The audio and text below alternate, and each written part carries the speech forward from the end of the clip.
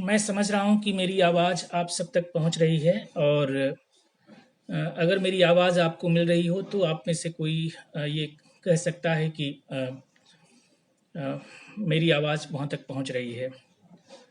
दोस्तों, ये जो कार्यक्रम है वो बहुत महत्वपूर्ण कार्यक्रम इसलिए भी है मेरे लिए क्योंकि त्रिलोचन शास्त्री हिंदी के ऐसे अनूठे कवि हैं जिन पर बातचीत होनी ही चाहिए और इसलिए भी होनी चाहिए क्योंकि उन्होंने 8 दशक तक लगभग कह लीजिए कि कविता और रचना के लेखन में एक उत्कृष्ट कार्य किया और पूरी आधुनिक हिंदी कविता की एक विशेष धारा को बदलने का प्रयत्न किया।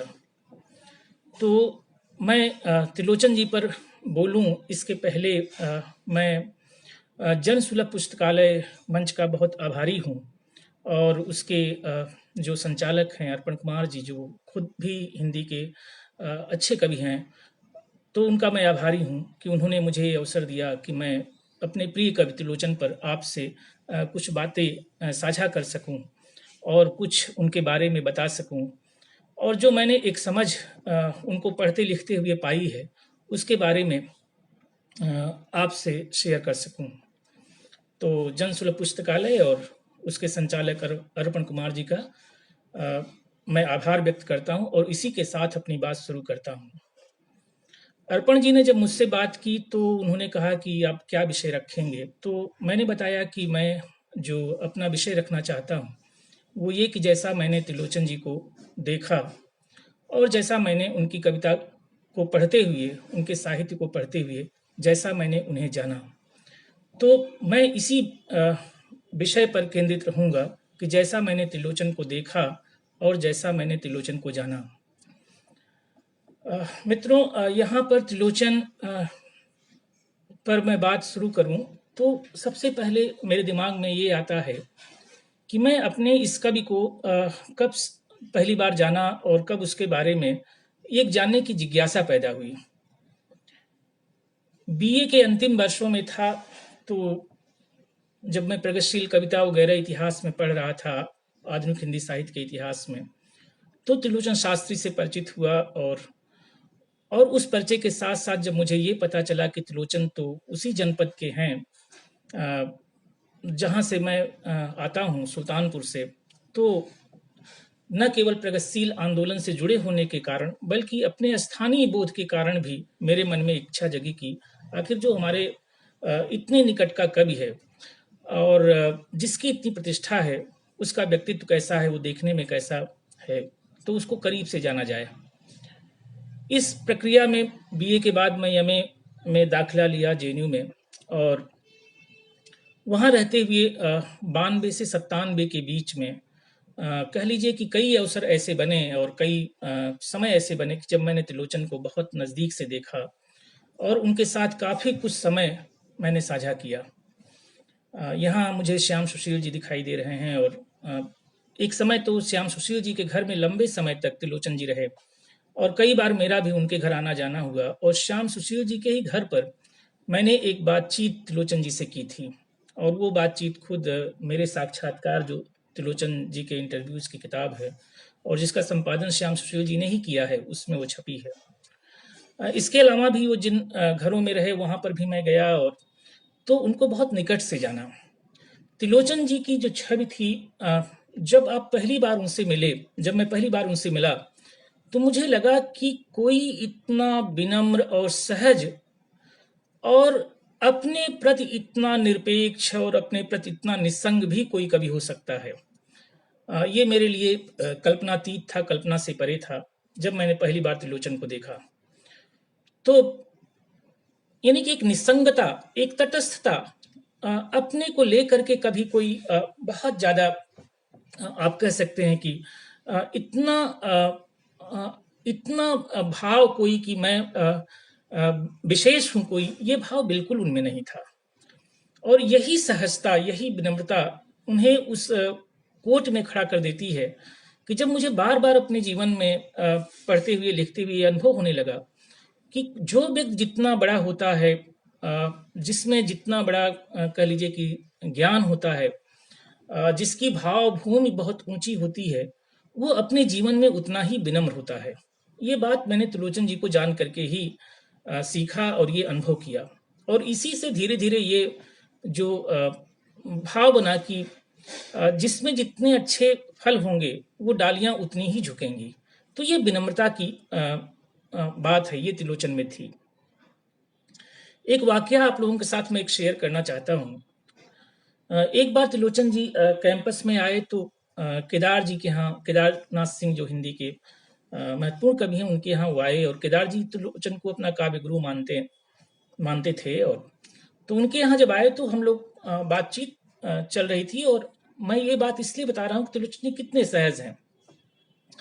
तो उन्होंने कोई एक कविता की पंक्ति पढ़ी, और उस पंक्ति को पढ़ने के बाद मुझसे पूछा कि अच्छा बताइए पंडित जी। और ये संबोधन उनका बहुत प्रिय संबोधन था, तो जब किसी को भी वो संबोधित करते थे तो यही कहते थे, अच्छा बताइए पंडित जी। तो वो पंक्ति मुझे नहीं याद आई कि ये किसकी लिखी हुई है। तो ठीक वही पंक्ति पढ़ते हुए फिर उन्होंने केदार जी बगल में बैठे हुए थे, तो उनसे पूछा कि अच्छा तो अब आप बताइए पंडित जी। तो त्रिलोचन ने जिस तरह से पूछा, तो केदार जी को ये थोड़ा सा ये लगा होगा कि अनिल बैठा हुआ और मैं बहुत छोटा था, उनका विद्यार्थी था। तो उन्होंने संकेत में जवाब दिया कि आजकल वो एम्स में भर्ती हैं। दरअसल त्रिलोचन जी ने हरिवंश राय बच्चन की कोई पंक्ति पढ़ी थी और वो जानना चाह रहे थे। तो ये एक सहज है त्रिलोचन जी के लिए। उस समय हम दोनों ही सामने बैठे हैं, केदार जी जो मेरे गुरु हैं, मैं उनका विद्यार्थी, लेकिन त्रिलोचन जी के लिए कोई फर्क नहीं है कि अनिल और केदारनाथ सिंह में। ऐसे ही उनके घर से जब हम निकले और त्रिलोचन जी ने कहा कि मैं तुम्हारे कमरे पे चलता हूँ, तो रास्ते में नामोर जी आए, और नामोर जी ने कहा कि जैसे ही देखा त्रिलोचन जी आ रहे हैं, और तो वो गाड़ी से उतरे और उन्होंने चरण स्पर्श किया और कहा कि भगवान मैं आपसे ही मिलने आ रहा हूँ। तो त्रिलोचन जी ने कहा कि अभी तो मैं अनिल के यहाँ जा रहा हूँ। तो मुझे ये लगा कि नामवर जी इतने बड़े आलोचक, स्टार आलोचक, जेएनयू में हिंदी भाग में हमारे प्रोफेसर सीआईएल के, और मैं तो विद्यार्थी। तो मैंने कहा कि दादा आप नामवर जी से भी मिलिए, अभी मैं थोड़ी देर बाद आकर के आपको ले चलूंगा। ये थी त्रिलोचन की सहजता। ये एक प्रकार से मैंने कहा कि ये ऐसा व्यक्तित्व जो बिल्कुल अकुंठ है, इतना सहज है। कबीर ने लिखा होगा कि वो वर्षा कंबल भीजे पानी, भले ये उलटबासी हो, लेकिन इसके सीधे अर्थ में मुझे लगता है कि वो करुणा जो उनके आसपास के जो लोग थे, वो इतने आप्लावित, वो जो उनका स्नेह था, उनका जो प्रेम था, वो लगातार दिखाई देता था। तो त्रिलोचन का व्यक्तित्व ऐसे ही था। अपने रहने सहने को लेकर के एक और वाकया मैं आपको बताऊं कि केदार जी की जो सबसे छोटी बेटी रचना, उसका विवाह हो रहा था। तो त्रिलोचन जी आए हुए थे और उस विवाह में, और उस दिन पूरे जो लोग आए हुए थे मेहमान, उसमें पहली बार त्रिलोचन एकदम सफेद, एकदम कह लीजिए झक सफेद कुर्ता पहने हुए थे, कुर्ता और पाजामा, कहीं कोई एक दाग नहीं। तो लोगों ने कहा कि शास्त्री जी आप बिल्कुल एकदम बगुला भगत लग रहे हैं, बगुले की तरह बिल्कुल सफेद लग रहे हैं, और ऐसा कुर्ता पाजामा पहने हुए हैं। तो उन्होंने छूटते ही कहा, अरे ये तो अभी कुछ दिन पहले पद्मा सचदेव ने मुझे दिया था। तो ये मैंने कहा कि ये उनकी सहजता थी, और इस तरह उनका व्यक्तित्व था। उनके व्यक्तित्व की जो और बड़ी बहुत खूबियां रही होंगी, मुझे लगता है कि आधुनिक हिंदी कविता के इतिहास में निराला के बाद शायद सबसे ज्यादा स्वाभिमानी अगर व्यक्तित्व कोई रहा हो तो त्रिलोचन का रहा होगा।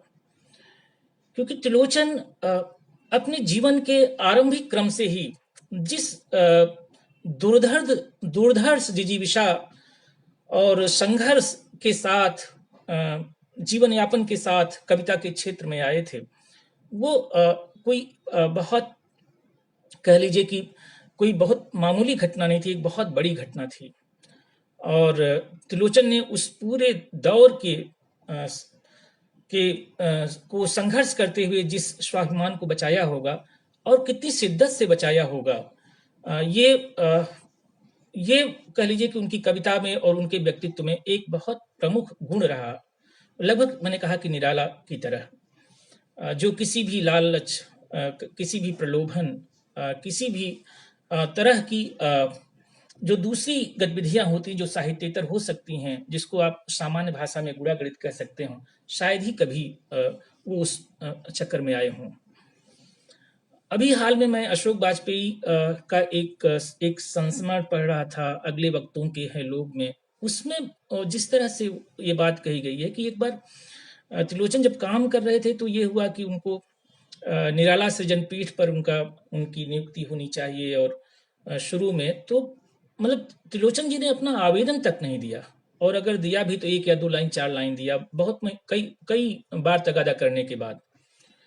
और अशोक जी ने उसमें लिखा कि उस 4 लाइन के आवेदन पर मैंने 4 पेज की टिप्पणी लिखी होगी, और ये उस टिप्पणी के साथ मैंने मुख्यमंत्री से अनुशंसा प्राप्त की।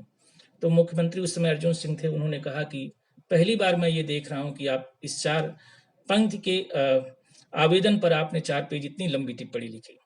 तो आप इससे अंदाजा लगा सकते हैं कि खुद त्रिलोचन किस तरह के व्यक्तित्व के थे। निराला सृजन पीठ पर रहते हुए नहीं, मुक्तिबोध सृजन पीठ पर रहते हुए, सॉरी माफ करें, निराला सृजन पीठ मैंने बोला, सागर में मुक्तिबोध सृजन पीठ पर रहते हुए अभी एक समस्या ये आई थी कि उनको पैसा कितना दिया जाए। तो उन्होंने लिख दिया होगा जो उनको मिलता रहा होगा 2-4 हजार 5 हजार रुपए। तो पहली बार ये संशोधन करना पड़ा कि मुक्तिबोध सृजन पीठ पर अगर किसी की नियुक्ति होती है, कोई आता है, तो मिनिमम इतना पैसा उसे मिलेगा। ये त्रिलोचन जी के कारण संभव हुआ। तो कहीं से मैंने कहा कि उनका जो व्यक्तित्व है, वो उस व्यक्तित्व में कहीं से कोई अपेक्षा जमाने से, कहीं से कोई चाह लोगों से, ये उनमें बहुत कम दिखाई देती है। और ये व्यक्तित्व मैंने कहा कि बहुत बड़ा व्यक्तित्व था। इसी ढंग से एक वाकया और मुझे याद आता है, जैसे मैंने कहा कि मेरे व्याख्यान का पार्ट ही है कि जैसा मैंने त्रिलोचन को देखा। साहित्य अकेडमी का एक प्रोग्राम था जिसमें त्रिलोचन जी निराला पे कुछ बोल रहे थे, और निराला के बारे में उन्होंने जो दो वाक्य सुनाए, उनमें से एक वाकया ये था कि एक बार वो त्रिलोचन जी बता रहे थे कि मैं इलाहाबाद जा रहा था, तो मैं जिस ट्रेन में सवार था, तो जब मैं चढ़ा तो मैंने देखा कि एक आदमी बैठा हुआ है, और वो उन्होंने उस समय तक निराला को देखा नहीं था।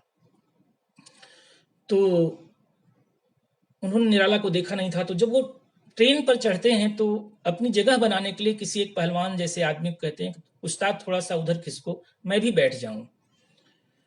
तो 2-3 बार कहने के बाद वो व्यक्ति थोड़ा खिसक जाता है, फिर त्रिलोचन जी बैठ जाते हैं, और त्रिलोचन जी अपने झोले से किताब निकालते हैं, संभवतः अनामिका की प्रत थी वो, और उसे पढ़ने लगते हैं। तो जो व्यक्ति बगल में बैठा है उसकी निगाह त्रिलोचन जी के पढ़ने पर जाती है, और तो उस व्यक्ति ने कहा कि ये आप क्या पढ़ रहे हैं? तो त्रिलोचन जी एक हल्की सी झिड़की देते हैं कि ये जो मैं पढ़ रहा हूँ ये आपको समझ में नहीं आएगा, आप अपना काम करिए और मुझे डिस्टर्ब ना करें, इस तरह का वाक्य उन्होंने कहा होगा। फिर थोड़ी देर बाद उस व्यक्ति ने ये पूछा कि आप जो पढ़ रहे हैं वो थोड़ा सा मुझे समझाने की कोशिश करें, मतलब जो पढ़ रहे हो वो मुझे समझाई दो, ऐसा कहा। तो त्रिलोचन जी ने कहा कि आपको पता नहीं, ये हिंदी के एक बड़े कवि हैं निराला, मैं उनकी कविता पढ़ रहा हूँ। तो उन्होंने पूछा कि क्या आप निराला से कभी मिले हैं? तो उन्होंने कहा नहीं, मैं मिलने जा रहा हूँ। तो बातचीत के क्रम में फिर बताया निराला ने कि मैं निराला हूँ, और जब ये कहा तो त्रिलोचन जी जैसा उन्होंने चरण स्पर्श किए, और त्रिलोचन जी की खुशी का ठिकाना नहीं रहा। तो त्रिलोचन ने कहा कि निराला को मैंने इस तरह ही देखा। और दूसरा वाकया ये है कि जब वो इलाहाबाद गए एक बार मिलने, तो दरवाजा बंद था, और इस घटना का जिक्र विश्वनाथ त्रिपाठी ने बहुत खूबसूरत तरीके से अपने लेख में किया है। और ये बात त्रिलोचन जी ने हम सब लोगों के साथ, जो भी उनके नज़दीक रहा होगा, उसको जरूर बताई होंगी। तो निराला को उन्होंने जब वो मिलने गए तो देखा कि दरवाजा बंद है, उन्होंने नॉक किया तो कोई आवाज़ नहीं आई, लेकिन अंदर से एक आवाज़, कोई धम धम की एक आवाज़ सुनाई दे रही थी। तो त्रिलोचन जी को लगा कि आवाज़ कहाँ से आ रही है। तो दरवाजे के ऊपर एक जगह थी जहाँ से वो थोड़ा-सा ऊँचे उठ करके उन्होंने झाँका, तो देखा कि सामने एक दीवाल है, उस दीवाल पर निराला घूँसे मार रहे हैं। तो थोड़ी देर बाद निराला ने दरवाज़ा खोला, तो जब त्रिलोचन अंदर हुए तो देखा कि सामने जो दीवार थी जिस पर निराला मुक्के मार रहे थे, घूँसे मार रहे थे, वो अ, वो तुलसीदास की तस्वीर थी। तो त्रिलोचन को बड़ा आश्चर्य हुआ कि ये तुलसी की तस्वीर पर, तुलसीदास की तस्वीर पर या चित्र पर ये लगातार घूंसे मार रहे थे। तो उन्होंने पूछा, साहब क्यों कर रहे थे? तो निराला लगभग बहुत गुस्से में थे और उन्होंने कहा कि इस व्यक्ति ने सब कुछ लिख दिया, मेरे लिए लिखने के लिए कुछ नहीं छोड़ा है।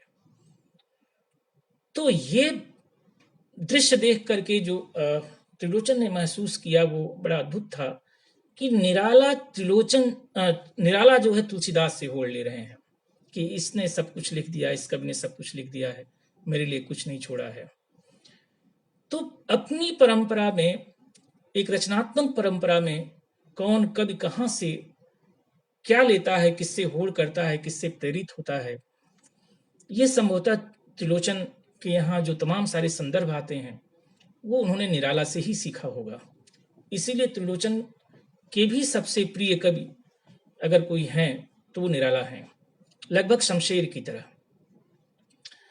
मुझे ताज्जुब हुआ कि शमशेर की का जो पहला संग्रह आया है उसमें कुछ कविताएं नाम से जो उनका पहला संग्रह था, उसमें जो पहली कविता है वो निराला पर है शमशेर के संग्रह में, और दूसरी कविता त्रिलोचन पर है। ये दिलचस्प है। शमशेर पहली कविता लिखते हैं उस संग्रह में, जो क्रम है वो निराला, और फिर दूसरी कविता त्रिलोचन पर है वो, और दूसरी कविता जो त्रिलोचन पर है वो राग कविता है, राग। और उसी राग कविता में ये आता है कि सरलता का आकाश था जैसे त्रिलोचन की रचनाएं, और आगे चल करके आता है कि तुमने धरती का पद्य पढ़ा है, उसकी सहजता प्राण है। तो तुमने धरती त्रिलोचन का पहला संग्रह है, 1945 में आया। और पहली जो कविता है वो निराला पर, जैसे मैंने कहा, और निराला पर लिखते समय शमशेर लिखते हैं कि भूल कर जब राह भटका तुम्ही झलके हे महाकवि, सघनतम की आंख बन मेरे लिए। भूल कर जब राह भटका मैं, तुम्ही झलके हे महाकवि, सघनतम की आंख। निराला शमशेर जी के लिए सघनतम की आंख है। त्रिलोचन जी ने भी निराला पर कविता लिखी और लिखा है, आंखों में रहे निराला, मानदंड मानव के तन के, तो भी पीस परिस्थितियों ने डाला। तो ये जो निराला अपने बाद की पीढ़ी के कवियों के लिए जिस तरह से सघनतम की आंख बनते हैं, जिस तरह से कविता, और कविता ही नहीं बल्कि कहिए पूरे व्यक्तित्व का जो मानदंड बनते हैं, वो अद्भुत है। तो शमशेर और त्रिलोचन दोनों के लिए निराला कह लीजिए कि सघनतम की आंख है, मानदंड है। इसके अलावा त्रिलोचन को अगर आपको समझना है तो आप उनके जो आत्मपरक सानेट हैं, अगर आप उनको देखेंगे, जिसमें वो अपने जीवन के संघर्ष को उन्होंने बार बार लिखा है, और उन आत्मपरक सानेटों के आधार पर त्रिलोचन के जीवन संघर्ष को आसानी से समझा जा सकता है। त्रिलोचन का जो पूरा अभी पिछले दिनों मैंने त्रिलोचन की जो कविता के हिस्से हैं, त्रिलोचन के यहाँ क्या है, त्रिलोचन के यहाँ जो एक्सपीरियंसेस हैं, अनुभव हैं, वो इतने संघनित हैं, इतने घनीभूत हैं कि वे घनीभूत होकर के लगभग सूक्ति में तब्दील हो जाते हैं। सूक्तियों में कोई कविता अगर बदल जाए तो आप ये कह सकते हैं कि सूक्तियों में बदलने की ताकत अगर किसी कविता में हो तो वो जीवन के बहुत गहरे अनुभव से निकली हुई पंक्ति ही होगी जो सूक्ति में बदलती है। और आधुनिक हिंदी कविता में ये अगर आप सूक्तियों को इकट्ठा करने की कोशिश करें तो आपको त्रिलोचन जी के यहाँ लगभग एक संग्रह भर की सूक्तियां आपको मिल जाएंगी। यानी कि जीवन के अनुभवों का ऐसा डेंस रूप किसी दूसरे कवि में उस दौर के आपको दिखाई नहीं पड़ेगा, जैसा त्रिलोचन जी के यहाँ है। तो ये त्रिलोचन के काव्य की एक बहुत बड़ी विशेषता है। इसके अलावा त्रिलोचन की कविता को पढ़ते समय अगर आप शुरू करें धरती से ही, जो उनका पहला संग्रह है, जो 1945 में आता है और लगभग कह लीजिए कि 35 से 42 के बीच की कविताएं उसमें शामिल हैं। तो धरती के संग्रह पर मुक्तिबोध ने एक समीक्षा लिखी, और मुक्तिबोध ने जो समीक्षा लिखी वो जुलाई 46 में हंस में प्रकाशित हुई। और मुक्तिबोध ने ये लक्ष्य किया, और ये बहुत महत्वपूर्ण बात है कि मुक्तिबोध ने ये लक्ष्य किया कि त्रिलोचन अपनी कविता में ये जो प्राच्य क्लासिकल स्ट्रेन है, प्राच्य का मतलब पूरब का, पूरब की जो एक जो क्लासिकल धारा है, और उसके साथ साथ जो पाश्चात्य प्रोज टेक्निक है, उन दोनों का समन्वय किया चाहते हैं। ये बात मुक्तिबोध ने कही। तो एक क्लासिकल स्ट्रेन, जो प्राच्य क्लासिकल स्ट्रेन है, और वो क्लासिकल स्ट्रेन केवल समकालीन नहीं है, इसलिए जब आप पढ़ेंगे तो आपको और हर महत्वपूर्ण और बड़े कवि में होगा, तो जितना बड़ा कवि होगा उसकी संसार की जो जड़ें हैं वो बहुत गहरे अपनी परंपरा के महान कवियों की आपको याद दिलाएंगे। बल्कि कहना चाहिए बड़ा कवि वो होता है जिनकी कविता को पढ़ते हुए आपको अपनी काव्य परंपरा की जो चरमोपलब्धि है उसकी याद आ जाए, उसकी अनुभूतियां मौजूद हों उसके भीतर। तो त्रिलोचन को पढ़ते हुए आपको वाल्मीकि याद आएंगे, त्रिलोचन को पढ़ते हुए आपको व्यास याद आएंगे, त्रिलोचन को पढ़ते हुए आपको कालिदास याद आएंगे, त्रिलोचन को पढ़ते हुए आपको भवभूति याद आएंगे, आपको तुलसी याद आएंगे, आपको निराला याद आएंगे। ये एक बहुत बड़ी बात है जो त्रिलोचन को आप बाकी कवियों से अलग करती है। और प्रायः जिन लोगों ने त्रिलोचन जी से बात की होगी और थोड़ा सा भी उनको मौका मिला होगा बातचीत में थोड़ा विस्तार में जाने का, तो जरूर वाल्मीकि का जिक्र या तुलसीदास का जिक्र या कालिदास का जिक्र जरूर आया रहा होगा। तो ये जो इस पर उनका एक अनकहनी भी कुछ कहनी में एक पूरा सोनेट ही है जिसमें उन्होंने इन तमाम सारी कवियों का जिक्र किया है। तो त्रिलोचन, जैसे मैंने कहा कि ये तो अपनी परंपरा और जब मैं अपनी परंपरा कह रहा हूं तो भारत की जो एक गौरवशाली या कह लीजिए कि जो सांस्कृतिक परंपरा है, संस्कृत साहित्य का जो चरमोपलब्धियां हैं वहां तक वो जाते हैं। वो केवल हिंदी ही नहीं, आप सब जानते हैं कि त्रिलोचन भाषा के बहुत गहरे जानकार थे। और भाषा का मामला ऐसा कि ये दिलचस्प है कि वो अंग्रेजी साहित्य से एमए प्रथम वर्ष उन्होंने कंप्लीट किया था और फाइनल पूरा नहीं कर सके थे, शमशेर जी की तरह। और दिल्ली विश्वविद्यालय की उर्दू जो परियोजना थी उसमें शमशेर ने काम किया था, और बाद में उसको त्रिलोचन उस परियोजना में लगे थे। यही नहीं बल्कि ईरान की जो कल्चरल एम्बेसी है उसमें जो पर्शियन भाषा, फारसी भाषा का जो कोश तैयार हो रहा था उसमें त्रिलोचन ने बहुत दिनों तक काम किया। नागरी प्रचारक सभा में त्रिलोचन ने बहुत दिनों तक काम किया था, 50, 52, 58 के आसपास। तो आप कह सकते हैं कि त्रिलोचन का जो ये वो बहुत संस्कृत उनको भरपूर आती थी, श्लोक दर श्लोक को सुना सकते थे, उर्दू के वो निष्णात थे, मैंने कहा उर्दू परियोजना में काम किया, फारसी भाषा की भी बहुत अच्छी जानकारी थी, और जो उनकी मातृबोली थी वो अवधी भाषा, तो उस अवधि के तो वो प्रकांड और जो भी आप शब्द देना चाहें उसमें बहुत गहरी जड़ें थी, उनकी जड़ें बहुत गहरी थी भाषा में। और इसीलिए उन्होंने, अगर आप भी कामोला पढ़ें जो उनके बरवे का है, तो आपको लगेगा कितने शब्द और कितने जीवंत शब्द।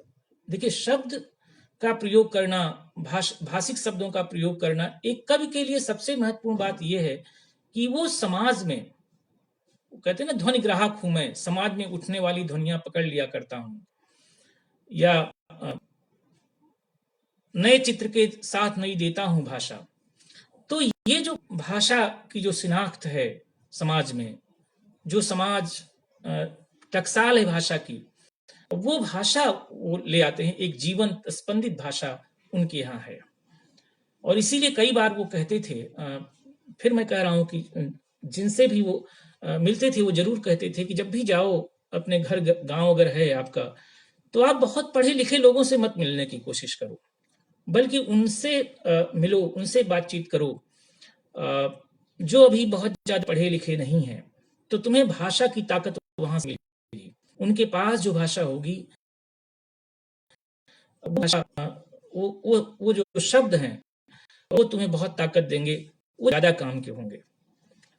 तो ये त्रिलोचन के यहाँ आपको लगातार मिलेगा।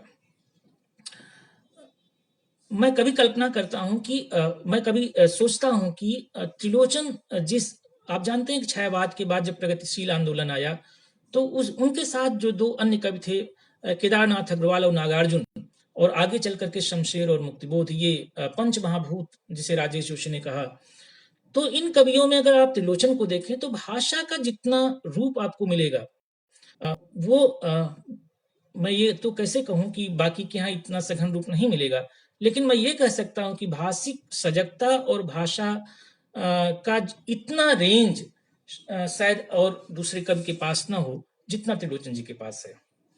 और इसीलिए बरवे, जब 2700 से अधिक बरवे एक छंद है। आप देखें, एक तरफ तो प्रोज टेक्निक, पहले ही जीवन का लघु प्रसंग करके एक कविता है, वो बिल्कुल प्रोज पोएट्री, पहली प्रोज पोएट्री है त्रिलोचन की, जीवन का एक लघु प्रसंग, और गीत हैं। और उसके बाद से आप जानते हैं, जैसे मैंने भी कहा, उर्दू तो उनका एक संग्रह ही, गजलों का संग्रह आया था। हिंदी की अपनी गजल की परंपरा में गुलाब और बुलबुल। लेकिन उसके बाद फिर सोनेट की तरफ त्रिलोचन मुड़े, और सोनेट की स्थिति ऐसी, बल्कि आप कह सकते हैं कि आधुनिक हिंदी कविता में सोनेट को प्रतिष्ठित करने का श्रेय यदि किसी कवि को जाता है तो वो त्रिलोचन को है। और सोनेट एक विजातीय छंद है। विजातीय का मतलब जो हिंदी की या भारत की अपनी साहित्यिक चेतना से, साहित्य की जातीय चेतना से पैदा हुआ छंद नहीं है। लेकिन त्रिलोचन ने उस विजातीय छंद में ये जो रोला छंद है उसका पुनर्वास कर दिया है। शरीर जरूर लिया उन्होंने सोनेट का, लेकिन उसने एक अपने जातीय छंद की, अपने परंपरा के छंद की, रोला छंद की उन्होंने उसमें बैठा दी। ये एक बहुत बड़ा काम है। लिया और सोनेट में अपने रोला छंद का निर्वाह कर दिया। तो एक विजातीय छंद में सजातीय छंद की आत्मा का आपने जो है एक, कह लीजिए जिसको कहते हैं परकाया प्रवेश करना, तो छंद में भी उन्होंने एक परकाया प्रवेश किया। तो ये सोनेट, और लगातार उन्होंने, उनके कई संग्रह सोनेटों के आए। अभी जो प्राप्त सोनेट है उसमें 550 के आसपास सोनेट तो मिलते ही हैं। आप देखें, दिगंत है, शब्द है, अनकहनी भी कुछ कहनी है, अर्घान है, ताप के ताए हुए दिन है, इनमें भी कुछ मतलब 4.5-5 संग्रह, इसमें ये सोनेटों के संग्रह हैं उनके, जिनमें से शब्द, अनकहनी भी कुछ कहनी है, अर्घान, ये तो इसमें तो सोनेट ही से हैं। और अर्घान में 24 सोनेट ऐसे हैं जो उन्होंने कुंभ के दिनों में, कुंभ में 1956 का कुंभ जो है, जहां पर बहुत सारे लोगों की मृत्यु हुई, उसको लेकर के उन्होंने लिखा। और एक प्रकार से कह लीजिए कि वो जो एक ऐसा स्वरूप जिसमें इतने लोगों की मृत्यु हुई, उसको लेकर के कोई दूसरा साहित्य आपको उपलब्ध नहीं होता। तो त्रिलोचन कह लीजिए कि इस तरह विभिन्न रूपों में आपके सामने मौजूद हैं। किसान जीवन से तो जुड़े ही थे, तो पूरी कविता का जो रंग है उनके, वो वहीं से आता है। जो एक किसान जीवन है, आम जो जीवन है, वहां से आता है।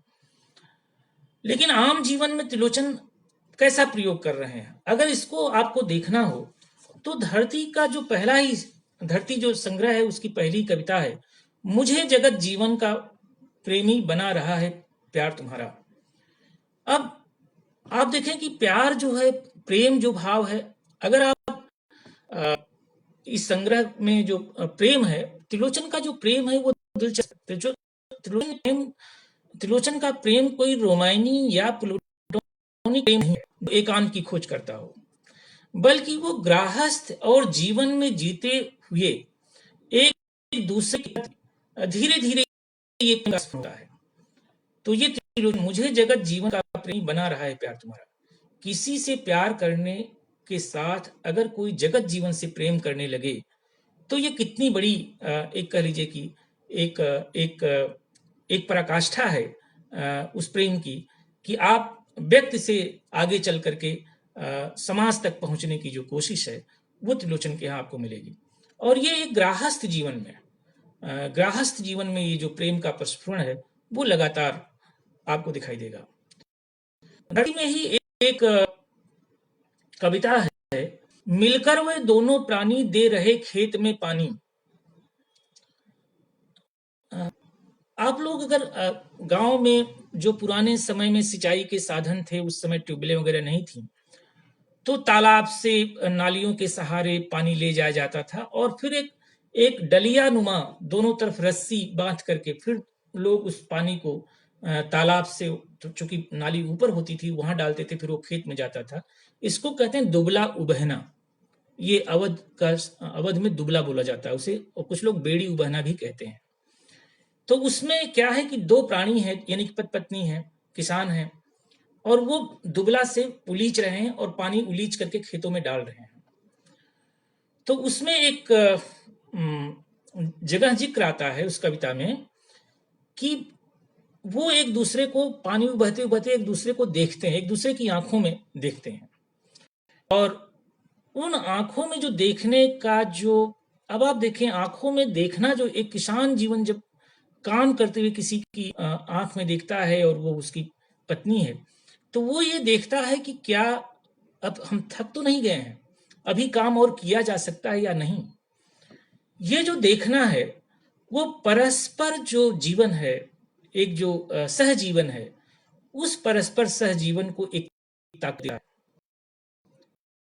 ये ध्यान रखना कि हम और काम कर सकते हैं, बोलने की जरूरत नहीं है, एक दूसरे को देखने से ही ये बात पता चल जाती है। तो ये जो इस तरह की जितनी भी चीजें हैं वो आपको लगातार मिलेगा। ऐसे ही एक कविता उनका जो संग्रह है उसमें आती है कि जहां पर वो कहते हैं कि सचमुच तुम्हारी याद तो नहीं आई। एक कविता उनकी है कि सचमुच तुम्हारी याद तो नहीं आई है, और दिन रात में जो है काम पर पड़ा हुआ हूं और फिर रात में बासे पर आकर के खट रहा हूं। तो ये जो कविता है उसमें आप देखें, कवि उसमें जिक्र ये है कि दोनों लोग काम करते हैं और काम करने के साथ, मतलब जो काम करने के साथ जब अपने बासे पर आते हैं, यानी डेरे पर आते हैं, घर पे आते हैं, तो कोई एक मित्र हैं उनके, जो वो भी मजदूर ही हैं, और वो अपनी सद्य परिणीता पत्नी का फोटो दिखा रहे थे, और दिखाने के साथ वो संदर्भ जो है त्रिलोचन जी का आता है, जिसमें वो कहते हैं कि सचमुच आज तुम्हारी याद तो नहीं आई है। और इस ढंग से वो पूरी कविता आगे बढ़ती है, और उसी में आता है आरर डाल नौकरी है या बिल्कुल खोटी। आरर डाल, ये आरर का क्या होता है? आरर डाल यानी कि ऐसी डाल जो कमजोर डाल होती है। तो कितने संदर्भ ये जो जीवन के हैं वो आपको मिलेंगे त्रिलोचन के यहाँ। मैं दो कविताओं का जिक्र जरूर करना चाहूंगा, और वो बहुत मशहूर कविताएं की हैं। और एक कविता आप जानते हैं चंपा के लिए अक्षर नहीं कीमती कविता, कितनी मशहूर कविता है उनकी। वो कविता मैं थोड़ा सा, एक बार एक कवि ने मुझे कहा, और वो बड़े वरिष्ठ कवि हैं, नाम मैं नहीं लेना चाहूंगा, कि मुझे उस कविता का अर्थ समझ में नहीं आया, और जबकि वो त्रिलोचन की बड़ी मशहूर कविता है। और ये कविता लगभग आप समझिए कि 41-42 40-41 के आसपास लिखी गई कविता है ये। और ये कविता नामोर जी ने एक जगह लिखा कि जब कविता ये लोग सुनाते थे तो कभी कभी लोग उस समय थोड़ा बहुत हंस देते थे, और जैसे लगता था कि ये हास्य रस की कोई कविता हो।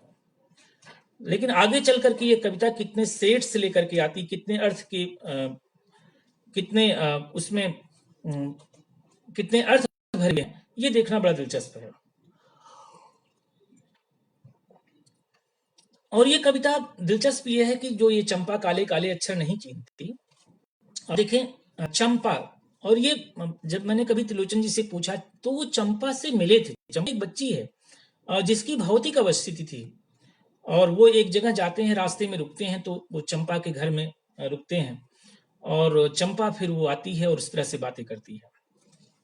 पहले कविता मैं पढ़ दूं ताकि ये आगे जो बात करूं तो शायद थोड़ा रेफरेंस क्लियर हो। चंपा काले काले अक्षर नहीं चीनती, चिन्हती आधा ना इस्तेमाल किया है, मैं जब पढ़ने लगता हूं वह आ जाती है, खड़ी खड़ी चुपचाप सुना करती है, उसे बड़ा अचरज होता है, इन काले चिन्हों से कैसे ये स्वर निकला करते हैं। तो चंपा का ये कहना कि एक, अब त्रिलोचन कितना बारीक तरीके से एक बच्चे को पकड़ रहे हैं।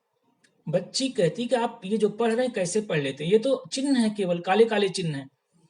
भाषा लिप में लिखी जाती है, लिप के माध्यम से लिखी जाती है, तो लिप क्या है, चिन्ह ही तो है। और इनसे वो कहती कि आप कैसे इसे, इसमें से आप कुछ पढ़ रहे हैं, तो ये स्वर जो आप बोलते हैं इन काले काले अक्षरों से कैसे निकल रहे हैं। चंपा सुंदर की लड़की है, सुंदर ग्वाला है, गायें भैंसे रखता है, चंपा चौपाइयों को लेकर चरवाही करने जाती है। चंपा अच्छी है, चंचल है, नटखट भी है, कभी कभी ऊधम करती है, कभी कभी कलम चुरा देती है, जैसे तैसे उसे ढूंढ कर जब लाता हूं, पाता हूं अब कागज गायब, परेशान फिर हो जाता हूं। चंपा कहती है तुम कागज ही गोदा करते हो दिन भर। कागज गोदना, अब ये विशुद्ध अवध का मुहावरा है, कागज गोदना। कहा जाता है क्या बस्ती कागज गोद रहे हैं, यानी कुछ न कुछ लिख रहे हैं। छोटे बच्चे जब कॉपी पर कुछ भी लिखते हैं और कई बार उनके अर्थ नहीं होते हैं, लेकिन वो कुछ बनाने की कोशिश करते हैं, वो कागज गोदना। चंपा कहती तुम कागज ही गोदा करते हो दिन पर, क्या यह काम बहुत अच्छा है। यह सुनकर मैं हंस देता हूं, फिर चंपा चुप हो जाती है। उस दिन चंपा आई, मैंने कहा कि चंपा तुम भी पढ़ लो, हारे गाढ़े काम सरेगा। अब हारे गाढ़े काम सरेगा ये भी मुहावरा है, यानी कि जब कठिन समय आएंगे तो तुम्हारा ये पढ़ना तुम्हें काम देगा। उस दिन चंपा आई, मैंने कहा कि चंपा तुम भी पढ़ लो, हारे गाढ़े काम सरेगा। गांधी बाबा की इच्छा है सब जन पढ़ना लिखना सीखें। चंपा ने यह कहा कि मैं तो नहीं पढ़ूंगी, तुम तो कहते थे गांधी बाबा अच्छे हैं, वे पढ़ने लिखने की कैसे बात कहेंगे, मैं तो नहीं पढ़ूंगी। मैंने कहा कि चंपा पढ़ लेना अच्छा है, ब्याह तुम्हारा हुआ, तुम गौने जाओगी, कुछ दिन बालम संग साथ चला जाएगा जब कलकत्ता, बड़ी दूर है कलकत्ता, कैसे उसके पत्र पढ़ोगी, कैसे उसे संदेशा दोगी। चंपा बोली तुम कितने झूठे हो, देखा हाय राम, तुम पढ़ लिख कर इतने झूठे हो, मैं तो ब्याह कभी न करूंगी, और कहीं जो ब्याह हो गया तो मैं अपने बालम को संग साथ रखूंगी, कलकत्ता में कभी न जाने दूंगी, कलकत्ते पर बजर गिरे। ये जो कलकत्ते पर बजर गिरे, ये बहुत बड़ी बात है। अब ये आप देखें कि क्यों बड़ी बात है ये। तो जब उस कवि ने मुझसे कहा, उस महत्वपूर्ण हिंदी वरिष्ठ कवि, उन्होंने कहा कि मुझे समझ में नहीं आया, तो मैंने उनको कहा कि आप इस पंक्ति पर ध्यान दें, कलकत्ते पर बजर गिरे। ये कलकत्ते पर बजर गिरना क्या है? कलकत्ते पर बजर गिरना का मतलब ये है कि और इसी के साथ आप ये कविता, जैसे मैंने कहा कि 40-41 के आसपास ये कविता आई, 40 में लिखी गई होगी, और ठीक इसके पहले, चंपा के ठीक पहले 3 साल पहले निराला की बड़ी मशहूर कविता तोड़ती पत्थर आई थी। तोड़ती पत्थर सुधा 37 में पब्लिश हुई थी, और इन दोनों कविताओं के बीच में 3-4 साल का अंतर है। तो तोड़ती पत्थर और चंपा पढ़ लेना अच्छा। तोड़ती पत्थर कविता पढ़ने के बाद जानकी वल्लभ शास्त्री को निराला ने एक चिट्ठी लिखी थी और ये बताया था कि इसमें पत्थर के तोड़ने का जो तोड़ना है, उसमें जो हथौड़ी चल रही है, उस हथौड़े की चोट पत्थर ही नहीं पड़ रही है, बल्कि सामने तरुमालिका अट्टालिका प्रहार, ये जो अट्टालिकाएं हैं सामने, ये जो महल है, उस पर भी पड़ रही है। यानी कि इस पूरी व्यवस्था पर, इस सामंती व्यवस्था पर वो चोट पड़ रही है। यहां पर चंपा जब ये कहती है कहीं अगर मेरा ब्याह हो गया तो मैं अपने बालम को संग साथ रखूंगी, कलकत्ता मैं कभी न जाने दूंगी, कलकत्ते पर बजर गिरे। आप कल्पना करें कि ये 1875 से लेकर के 1920-30 तक का जो समय है, जिसमें कलकत्ता, आप जानते हैं दिल्ली 1911 में राजधानी थी, तो कलकत्ता एक केंद्र था। कलकत्ता एक आर्थिक केंद्र था, अंग्रेजों के जमाने में बहुत बड़ा केंद्र था। और भारतीय युग का जो समय है 1850 से 1900 के बीच का, उसमें बहुत सारे लोग उस दौर में कलकत्ता ले जाए गए और कलकत्ता अवध के इलाके के बहुत सारे लोग गए उस समय।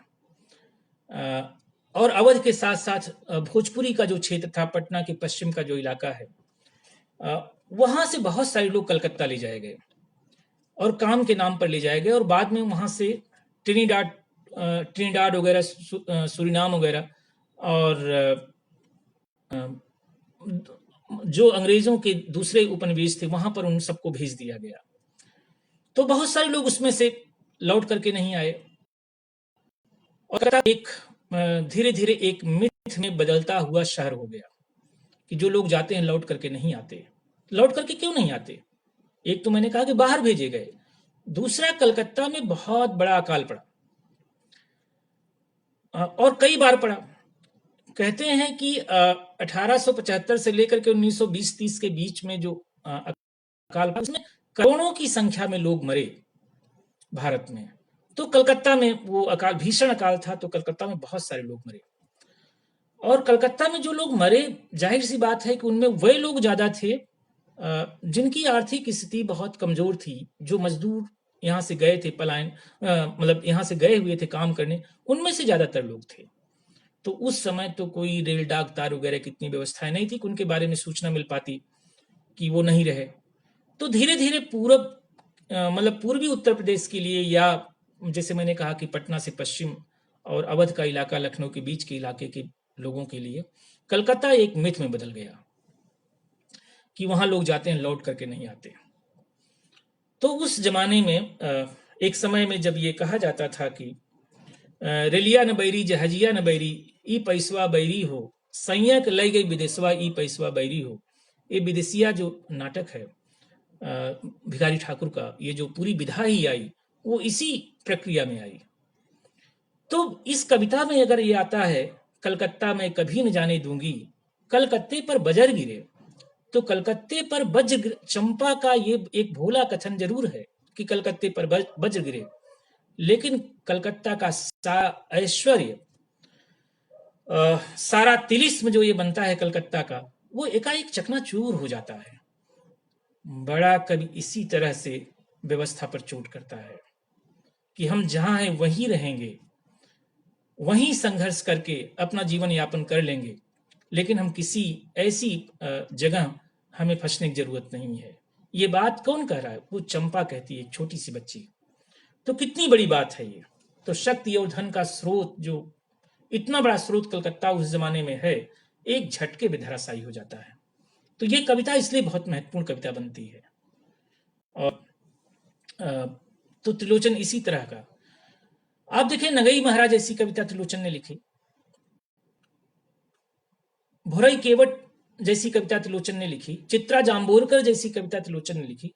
यानी कविता में पात्रों को और जीवित पात्रों को, ये सारे कैरेक्टर जीवित थे त्रिलोचन ने जब कविता लिखा, तो उनको आधार बना करके एक जो उस समय का जो समाज है, उस समय का जो उनका संघर्ष है, उसको पूरी कविता में उसकी जीवंतता के साथ, उसके पूरे स्पंदन के साथ वो कविता ले आते हैं। और ये बहुत बड़ी बात है।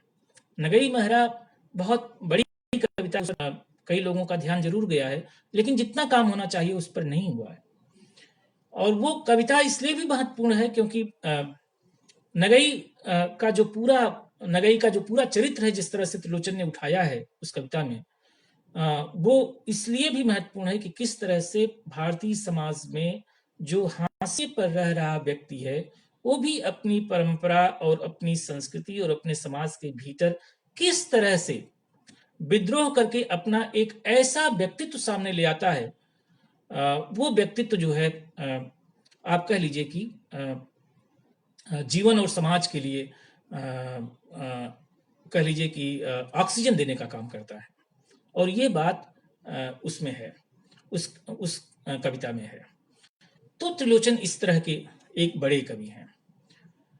कितने सेट्स त्रिलोचन की पोएट्री के हो सकते हैं? मुझे लगता है त्रिलोचन ने अपनी कविता में फॉर्म के लेवल पर भी जितना प्रयोग किए, वो रोला छंद का इस्तेमाल कर रहा है, सोनेट लिख रहे हैं, वो बरवे लिख रहे हैं, वो गजल लिख रहे हैं, वो गीत लिख रहे हैं और प्रोज पोएट्री कर रहे हैं। तो आप देखें कि प्रयोग के स्तर पर त्रिलोचन कितना काम कर रहे हैं। और इसलिए मैंने कहा कि एक बड़े कवि की एक खास बात ये होती है कि वो अपने ही बने बनाए ढांचों को अस्वीकार करते हुए चलता है। वो एक धरती गीत है।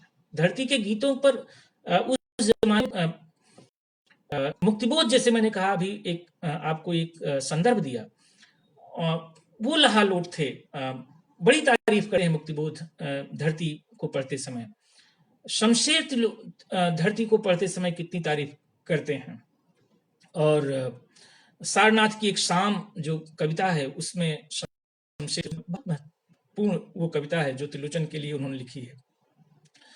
तो और ऐसे ही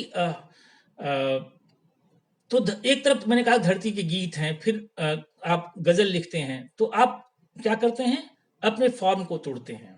आप सोनेट लिखते हैं, सोनेट क्या कर डाला, यह उसने भी अजब तमाशा।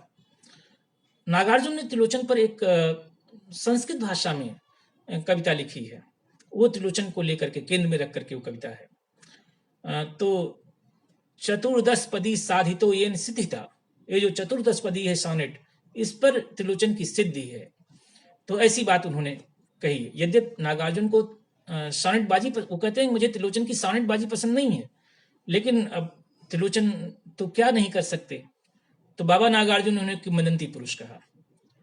निराला, आधुनिक हिंदी कविता में निराला के बाद त्रिलोचन के इर्द गिर्द इतनी कहानियां बनी,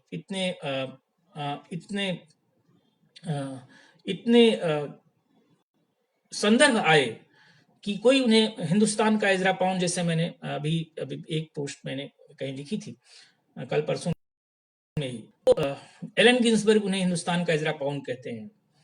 त्रिलोचन बाबा जो है, बाबा नागार्जुन, उन्हें किंवदंती पुरुष कहते हैं। शमशेर जी ने एक बिल्कुल पर्सनल ऐसे नाम का उनका एक लेख है, बहुत खूबसूरत लेख है। उसमें वो कहते हैं कि वो साहित्य के हनुमान है, कुछ भी करने पर उतर आए तो करेंगे। तो कितने विशेषण। रामविलास जी कहते हैं को सबसे अधिक पैदल चलने वाले हिंदी के लेखक हैं। और त्रिलोचन जी ने तो एक बार कहा कि एक बार वो दिल्ली जो है रेल की पटरियां पकड़े पकड़े सुल्तानपुर से चले गए थे। और ये संभव है। इसमें त्रिलोचन जी को जो जानता है, उनके बारे में कुछ भी असंभव नहीं है। कम से कम जो लोग जानते हैं वो ऐसा महसूस कर सकते हैं। तो ये त्रिलोचन की कविता का, त्रिलोचन की पोएट्री का और त्रिलोचन के जीवन का ये जो रूप है वो बहुत ही विकट है, बहुत ही दुर्धर्ष है, लेकिन त्रिलोचन है कि लगातार डटे हुए हैं, लगातार अड़े हुए हैं। जीने की कला उनका अंतिम संग्रह है। और उसके पहले मेरा घर, श्याम जी बैठे हैं, वो उन कविताओं को इकट्ठा उन्होंने उसमें किया था। ताप के ताए हुए। आप देखें कि कोई व्यक्ति अपनी कविता लेकर के इतना निरपेक्ष हो सकता है कि उसकी कविताएं उसके साथ नहीं है। ताप के ताए हुए दिन जब 80 में आया तो 57 के बाद 23 साल बीत गए थे। और राजेश जोशी ने उन कविताओं को इकट्ठा किया, जगह जगह से इकट्ठा किया और उन कविताओं को इकट्ठा करके संग्रह बना और राजकमल से हुआ आया। बाद में जितने भी संग्रह बने, किसी न किसी ने धरती जब आया, धरती तो उसमें भी कई लोगों ने मिलकर के इकट्ठा किया, तब वो त्रिलोचन का संग्रह बना। दिगंत जब आया 57 में, तो जगत संग्रहधर ने उस संग्रह को तैयार किया। तो कहने का मतलब ये है कि त्रिलोचन खुद रचनाओं से, वो चूंकि जीवन मैंने कहा बहुत व्यवस्थित नहीं था, तो जगह जगह उनकी रचनाएं खो गई। अभी भी हो सकता है कि बहुत सारी रचनाएं अगर खोजी जाए तो मिले। तो ऐसे बहुत सारे, तो इतना निरपेक्ष, इतना निस्संगता। बल्कि मैं ये कहना चाहूंगा, जब दूसरा सप्तक प्रकाशित हो रहा था तो अज्ञेय ने त्रिलोचन जी से कविताएं मांगी थी, और अज्ञेय ने केवल त्रिलोचन जी से ही रचनाएं नहीं मांगी थी, बल्कि शमशेर और नागार्जुन से भी उन्होंने रचनाएं मांगी थी। तो शमशेर और नागार्जुन ने तो रचनाएं देने से इनकार कर दिया, और त्रिलोचन ने कहा कि मेरे पास तो रचनाएं हैं ही नहीं, कहीं खो गई। तो कभी कभी मैं सोचता हूँ कि दूसरा सप्तक जब आया, तो अगर ये लोग शामिल हुए होते, माफ करिएगा, शमशेर नहीं, केदारनाथ अग्रवाल और नागार्जुन, तो अगर केदारनाथ अग्रवाल, नागार्जुन और त्रिलोचन अगर शामिल हुए होते, तो कविता का क्या स्वरूप बनता? वो क्या नई कविता उसी तरह रह जाती जैसा आज हम लोग देखते हैं? तो मेरा कहना यह है कि पूरी जो अज्ञेय के नेतृत्व में जो आधुनिक हिंदी कविता या नई कविता, जो आधुनिकता को ध्यान करके उसका ढांचा बना था, त्रिलोचन उसके पैरेलल लगातार लिख रहे थे। और कई बार ये लगता है कि त्रिलोचन की कविता भले ही उस आधुनिक कविता के बरक्स एक प्रति कविता की हैसियत रख रही थी, लेकिन जीवन से वो गहरे रूप से ज्यादा जुड़ी हुई थी। और इसलिए केदार जी का जो वाक्य है कि आधुनिकता के सारे प्रचलित सांचों को अस्वीकार करते हुए भी त्रिलोचन की कविताएं आधुनिक हैं। तो ये जो मॉडर्निटी का ये जो सेंस है, जिसमें परंपरा और जिसमें आज का जो समय है, वहां से जो चीजें ली जा सकती हैं, वो त्रिलोचन ने ली। और कई जगह ऐसे बहुत सारे रंग हैं त्रिलोचन की कविता के, जो आपको बार बार आपको इस रूप में दिखाई देंगे। मुझे लगता है कि काफी समय हो गया, और जैसे मैंने कहा कि जितने भी लोग त्रिलोचन को जानते हैं, उनके सबके पास अपने अपने किस्से हैं, अपने अपने स्वरूप हैं, उनकी कविता को समझने के अपने अपने ढंग हैं। मुझे इंद्रधनुष कविता उनकी है, वो अद्भुत इसलिए भी लगती है कि वो कविता एक इंद्रधनु नाम से कविता है उनकी, और वो कविता छोटी सी ही है कि गर्मियों के दिन गर्मियों में इंद्रधनु जो भौं पर आकर टिका था, गर्मियों में इंद्रधनु जो भौं पर आकर टिका था, उसे मैंने बादलों को दे दिया, इंद्रधनु आकाश में ही भला लगता है। अब ये जो कविता है, इसके बारे में कभी त्रिलोचन जी से जब पढ़ता हूं, तो मुझे वो त्रिलोचन जी से कभी बातचीत हुई थी इस कविता पर, तो उन्होंने एक घटना बताई थी, और वो ये बताया था कि एलन गिन्सबर्ग जब हिंदुस्तान आए, और गिन्सबर्ग के बारे में आप सब जानते हैं कि वो अमेरिकन बीट पोएट्री के उस्ताद थे, और एक जो उन्मुक्त जीवन है, हिपिज्म जो है, वो उनकी कविता में आया। और अपने यहाँ शक्ति और मलय वगैरह, और पहले वो कलकत्ता गए हुए थे, वो तमाम सारे लोग जुड़े हुए थे। जब बनारस में आए तो उस समय नागानंद, मुक्तिकंठ, और एक हद तक बाद में 72 के आस, दो बार आए गिन्सबर्ग। एक तो 62 के आसपास आए वो, और दूसरा 72 में आए थे। तो नागानंद, मुक्तिकंठ वगैरह ये सब लोग जुड़े हुए थे, और त्रिलोचन जी से भी जुड़े हुए थे। तो त्रिलोचन जी ने कभी समय ये कविता गिन्सबर्ग को सुनाई होगी, तो गिन्सबर्ग को ये समझ, जब उन्होंने पूछा होगा अर्थ, तो त्रिलोचन ने अर्थ भी बताया होगा। तो उन्होंने कहा कि ये जो इंद्रधनुष है, ये तो एक तो आपने गर्मियों में लिखा, तो ये कैसे भौं पर कैसे बन सकता है, ये तो आकाश में ही होता है। तो त्रिलोचन ने कहा कि इंद्रधनुष जो है वो भौं पर भी बन सकता है, और अगर आपको ये महसूस करना हो तो आप मुझे सुबह बनारस में दोनों लोग रह रहे थे, तो बनारस में आप सुबह मुझे मिले घाट पर, गंगा के घाट पर।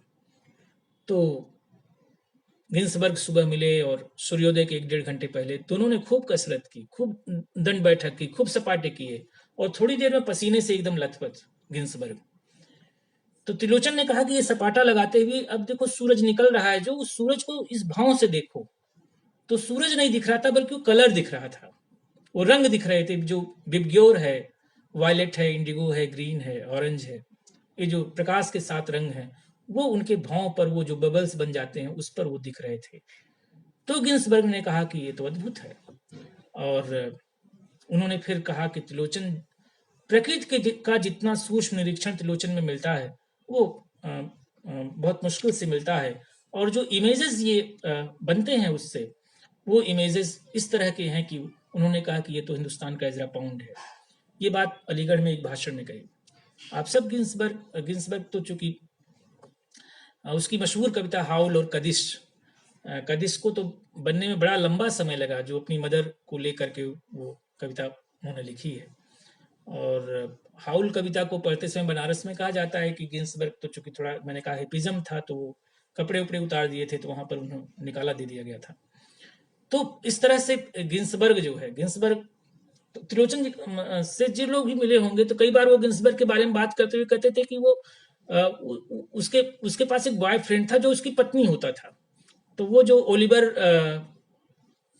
ओलिवर ओस्की जो है, पीटर ओलिवर ओस्की करके, वो जो जिसका वो दोस्त था, इनका गिन्सबर्ग का एक लड़का था, और वो चूंकि गिन्सबर्ग थोड़ा गे थे, तो त्रिलोचन जी मुस्कुराते हुए हंसते हुए कई बार वो परिचय कराते कि देखिए वो जो गिन्सबर्ग है उसके साथ जो वो पुरुष है वो गिन्सबर्ग की पत्नी है। तो इस तरह से वो मतलब जो है कहते। ऐसे ही त्रिलोचन के पास कितने न जाने कितने रूप हैं, कितने रंग हैं। कभी कभी मुझे लगता है कि एक बार तो और अध्ययन कितना गहरा है। प्रायः वो कहते थे, एक बार एक संदर्भ में उन्होंने कहा कि देखो, बातचीत के क्रम में जब तुम्हारी आवाज ऊंची होने लगे तो समझो तुम्हारे विचार कमजोर पड़ रहे हैं। अब आप देखें कितनी ये बात जो है कि जब तुम्हारी आवाज ऊंची होने लगे तो समझो तुम्हारे विचार कमजोर पड़ रहे हैं, ये कितनी बड़ी बात है ये। और ये बात वो कहते थे। और इसी तरह से न जाने कितने शब्द, मैं एक बार, मेरा जो काम त्रिलोचन पर है वो एमफिल का काम था त्रिलोचन की धरती नाम से। तो मैं एक बार जब वो मेरा काम पूरा हो गया तो मैं देने गया, तो एक सर्टिफिकेट लगता है, एक एकेडमिक्स का रिवाज है कि ये मेरी मौलिक कृति है। त्रिलोचन जी ने जब मौलिक शब्द सुना तो वो थोड़ी देर हंसे, और त्रिलोचन जी, मैंने कहा कि शब्द के तो भयंकर पारखी, तो बोले मौलिक का मतलब क्या है। हमने कहा यही कि ये मैंने लिखा है, कहीं से लिया नहीं है कुछ। और तो बोले अच्छा, तो बोले मौलिक जानते हो किससे बना है? तो मूल से बना है, मूल से। और मूल माने क्या होता है? मूल माने, एक मूल का एक अर्थ जड़ भी होता है। अब मौलिक का अर्थ बताओ क्या होगा? फिर उन्होंने कहा कि देखो, साहित्य में मौलिक जैसी कोई चीज नहीं होती। अगर कुछ भी मौलिक है तो वो दृष्टि मौलिक होती है, जीवन दृष्टि मौलिक होती है। तो ये त्रिलोचन इस तरह से आप देखें शब्दों को लेकर के, या आपको विचार के लेवल पर। एक बार ऐसे ही त्रिवेणी सभागार दिल्ली में हम लोग गए, तो मैं दादा से मिला ईरानियन कल्चरल एम्बेसी में। तो मैंने कहा कि कार्यक्रम है और तो चलिए वहाँ चलते हैं। उनको भी बुलाया गया था तो मैं गया, तो थोड़ा लेट हो गए। तो त्रिलोचन जी कहने लगे, अब तो हम लोग आशीर्वादी लाल हैं और कोई बात नहीं, हम लेट आए हैं। तो अब ये जो आशीर्वादी लाल हैं, ये पहली बार मुझे समझ में आया इसका क्या अर्थ हो सकता है। बुजुर्ग व्यक्ति जब हो जाता है, बड़ा आदमी हो जाता है, तो वो प्रायः आशीर्वाद देता है। तो कहते हैं कि वो अब तो हम आशीर्वादी लाल हैं, यानी कि आशीर्वाद देने के लिए अंतिम में अध्यक्षता करनी होती है, तो आशीर्वाद के शब्द, किसी कविता का विमोचन वगैरह रहा होगा, उस पर कुछ बात करनी होगी, तो हम तो आशीर्वादी लाल हैं। तो ऐसे कितने बार वो प्रयोग करते थे, इसकी हम जो है मतलब चर्चा नहीं, इसकी आप आपके साथ अगर कुछ देर रहें तो आपको 10 शब्द, 15 शब्द, 20 शब्द, कोई न कोई शब्द लेंगे और उस पर बातचीत करते रहेंगे। एक प्रकार से ये कह लीजिए कि जिसको हम कहते हैं कि रचना की पाठशाला जिसको आप कहते हैं। कोई एक व्यक्ति, अगर उसके इर्द गिर्द आप कल्पना करें 5-6 लोग हों और उसके साथ सिर्फ रह लें, वो कोई बहुत एकेडमिक भाषण नहीं देना, बल्कि साथ रहना। साथ रहने से ही आपको पूरी तरह से वो आपको सिखा देते थे। तो ये जो जीवन की पाठशाला से उन्होंने जो सीखा था, वो नए लोगों के लिए, नए बच्चों के लिए, हम तमाम सारे लोग जो जिज्ञासु और सीखने की ललक जिनमें थी, उनके लिए वो रचना की पाठशाला थी। तो ये और मैं कहूँगा विश्वकोश थे। सानेट के बारे में एक बार कहा कि सानेट से सानेट के बहुत सारे जो रूप हैं, 14 पंक्तियों का ऑक्टेव, सचटेव और तमाम ए टेक्निकल ए बी और बी ए और ए बी बी ए और इस तरह से कुपलेट वगैरह। तो उन्होंने कहा कि देखिए तो सोनेट की मुश्किल क्या है, हालांकि मैंने इसमें कोशिश की है बचने से। तो उन्होंने कहा कि सोनेट एक यूनान में एक राक्षस का नाम आता है यूनानी मैथोलॉजी में, यूनान के मैथोलॉजी में प्रोक्रेस्टेट। वो कहते हैं कि वो प्रोक्रेस्टेट का बिछौना है सोनेट। तो प्रोक्रेस्टेट क्या है? प्रोक्रेस्टेट एक राक्षस था। वो अपने साथ एक कुल्हाड़ी और एक चटाई जैसा कुछ बिछौना, चटाई जैसा रखता था, मैट चटाई। और वो करता क्या था कि फिर वो उसके रास्ते में या जहां वो रहता था उसके आसपास अगर कोई आदमी गुजरता तो वो कहता है कि इस पर लेट जाओ, इस चटाई पर। और इस चटाई पर लेटने के बाद उस आदमी का जो भी अंग उस चटाई के बाहर होता वो काट देता। तो उन्होंने कहा कि सॉनेट ऐसे ही है, वो प्रोक्रेस्टेट का बिछौना है कि आप कोई न कोई अंग आपका कटेगा ही सॉनेट में। तो लेकिन मैंने अपनी कोशिश ये की है, और ये कोशिश उन्होंने जब की तो पूरा वाक्य लिखने की जो जिद है, सॉनेट के भीतर रोला छंद में पूरा वाक्य लिखने की जिद, ये त्रिलोचन को बाकी से अलग बनाती है। तो इसलिए ये बहुत महत्वपूर्ण है। तो त्रिलोचन का जो पूरा काव्यालोक है, मैं ये कहूंगा कि त्रिलोचन को पढ़ते हुए आप न केवल 1930-35 के बाद से लेकर के 1995-96 या 2000 तक की पोइट्री का एक रूप पढ़ रहे हैं, बल्कि वो उनके इर्द गिर्द जो पूरा एक समाज है, उस समाज का एक ऐसा स्वरूप सामने आ रहा है जो समाज वास्तविक रूप से है। कभी मलयज ने इस बात को कहा कि त्रिलोचन औसत भारतीयता के कवि हैं। औसत भारतीय का कहने का मतलब ये है, जो एक कॉमन मैन है इस हिंदुस्तानी समाज का, उसकी जो इच्छाएं हैं, उसकी जो आकांक्षाएं हैं, उसका जो जीवन जिस तरह से चल रहा है, उसके जीवन में जो तमाम सारे यहाँ तक कि जो रिचुअल्स हैं, उसका जो भाव बोध है, उस भाव बोध के बहुत करीब है त्रिलोचन की कविता। गांधी के बारे में हम लोग कहते हैं कि गांधी भारतीय चेतना के, भारतीय जो मानस है उसके सबसे नजदीक है। पोएट्री में, कविता में मैं ये कहूंगा कि त्रिलोचन वो जो भारतीय मानस है, इस ये जो और खास करके अवध के इलाके का जो भारतीय मानस है, या समूचे उत्तर भारत में ये जो क्षेत्र है, उसके बहुत करीब है त्रिलोचन। तो त्रिलोचन की कविता इसलिए बहुत विश्वसनीय कविता आपको लगेगी। इसलिए उनको आपको बाहर की बहुत सारी चीजें, कई बार जो अज्ञे के नेतृत्व में बहुत सारे कवियों ने किया, वो विसंगति, विडंबना और आयरनी और तमाम सारी चीजें, इसकी जरूरत त्रिलोचन को पड़ी ही नहीं। त्रिलोचन ने सीधा जीवन लिखा और जीवन में आपको ये तमाम सारी चीजें आपको दिखाई दी गई। तो ये है त्रिलोचन की कविता का एक बहुत अवध की मिट्टी और बनारस का गंगा जल, ये दोनों ही शामिल हैं। तो ये इसने त्रिलोचन की कविता को गढ़ा है। तो एक बार मुझे याद आता है कि केदारनाथ सिंह एक कविता बाघ है, आप लोगों में से जिन्होंने बाघ पढ़ा होगा, तो बाघ का जो 12वां खंड है उसमें एक बच्चे का जिक्र आता है जिसके हाथ में बाघ है। तो बाघ का खिलौना है, तो उसका वो बाघ जो है कहीं गिरता है और गिर करके जो है वो टूट जाता है। टूटने के बाद अब समस्या ये है कि वो मिले कहाँ। तो केदार जी कहते हैं उस कविता में कि जब वो मिले कहाँ, तो केदार जी कहते हैं कि वो मुझे रास्ते में त्रिलोचन दिख गए। अब जब रास्ते में त्रिलोचन दिख गए तो मैंने पूछा कि वो बच्चा रो रहा है और वो उसका बाघ टूट गया है, तो कैसे मिलेगा? तो त्रिलोचन कहते हैं कि मिलेगा, जरूर मिलेगा। और वो कैसे मिलेगा इसकी चर्चा करते हैं।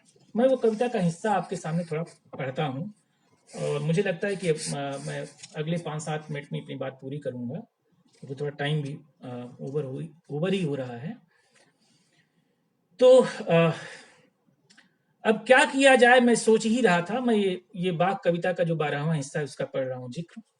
अब क्या किया जाए मैं सोच ही रहा था कि मुझे सड़क पर दिख गए कवि त्रिलोचन। मैंने कहा शास्त्री जी बच्चा रो रहा है कुछ तो करना होगा। बोले चलो ले आते हैं दूसरा बाघ। मैंने कहा नहीं वह जिद पर अड़ा है उसे चाहिए वही और सिर्फ वही बाघ जो कि टूटने से पहले वह था। वे हिले फिर उनकी आंखों में आ गई चमक एक अद्भुत चमक। बोले चलो वही लाते हैं। मैंने पूछा वही वही कहाँ मिलेगा। मिलेगा उन्होंने कहा कहीं न कहीं किसी कुम्हार की आंखों में होगा जरूर जस का तस। मैंने शक नहीं किया हो लिया उनके साथ। तब से कितना समय बीता हम अब भी चल रहे हैं आगे आगे कवि त्रिलोचन पीछे पीछे मैं एक ऐसे बाघ की तलाश में जो एक सुबह धरती पर गिरकर टूट जाने के पहले वह था। तो ये त्रिलोचन ही है जो आपको कुम्हार की आंखों के पास ले जा सकते हैं। कुम्हार की आंखों में वो जो बाघ है उन्होंने कहा ना कि जस का तस ये कुम्हार की आंखों में अब भी बाघ वही होगा तो वहां मिलेगा जीवन के बहुत करीब सपनों के बहुत करीब ये त्रिलोचन की कविता आपको ले जाएगी। तो इसलिए बार बार मुझे लगता है कि जब भी हम त्रिलोचन को पढ़ें जितना भी पढ़ेंगे आप और तुलसी बाबा भाषा मैंने तुमसे सीखी मेरी सजग चेतना में हुई हो। गालिब मोहम्मद तुलसी के हमदास। आप देखिए एक कभी कभी मैं सोचता हूँ आप देखें गालिब क्या कहते हैं एक जगह हमेशा बड़ा कवि वो होता है जो अपनी परंपरा के श्रेष्ठ कवियों को भी वही मान सम्मान देता है। त्रिलोचन ये करते हैं।